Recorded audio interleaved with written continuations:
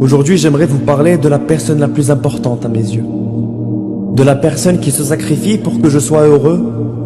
De la personne sans qui je ne suis qu'un miséreux.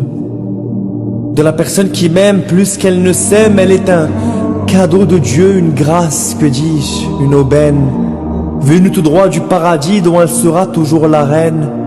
Ainsi pour elle ce soir, j'écris le plus beau des poèmes. Car quand t'as une mère tellement plus belle que la Joconde, t'as pas besoin de voyager pour voir la plus belle merveille du monde. À celle qui m'a porté durant 9 mois, c'est difficile. À celle qui m'a donné naissance et qui m'a fait découvrir la vie. À celle qui m'a protégé quand j'étais encore si fragile et qui n'hésitait pas à me corriger quand je me perdais dans mes envies. Moi, qui n'étais encore que nourrisson, elle venait me corriger mes erreurs pour que j'apprenne de mes leçons. Quand je pleurais pour demander, elle venait à mon secours. Elle est l'ange gardien qui est venu m'apprendre l'amour. Elle qui, quand je faisais des cauchemars, venait chuchoter à mon oreille. D'une oreille attentive, elle me racontait des merveilles. À peine rentrée à la maison, elle ne fermait pas l'œil de la nuit. Elle m'observait dans mon berceau, avec passion sans aucun bruit. Elle avait peur que j'ai trop chaud ou qu'une brise de pluie vienne me donner froid ou me donner une insomnie.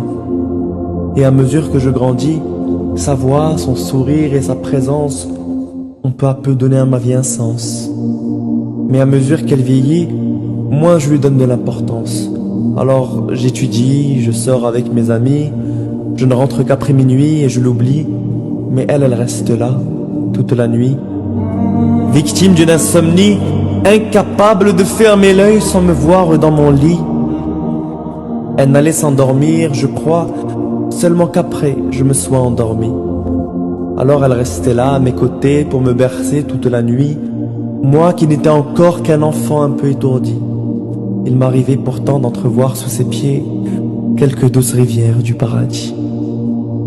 Qu'il est beau le poème que j'écris cette nuit, mais sache que Dieu a fait de toi la plus belle des poésies. Unique en tout point, il n'a pas créé de sosie. Il t'a donné des enfants et un mari, un toit et une famille. Que j'aimerais alors que tu prennes autant soin de toi, que tu prends soin des gens que t'aimes.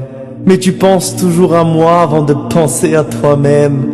Que je suis fier alors de partager un peu de ton sang dans mes veines.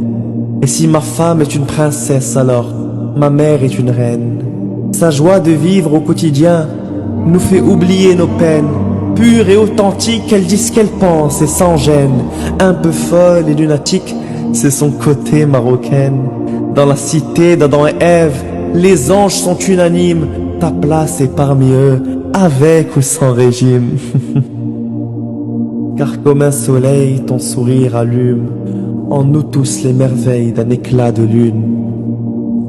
Elle qui garde encore mes dessins d'enfant, ceux que j'avais l'habitude de lui offrir à la sortie de l'école quand j'avais 5 ans.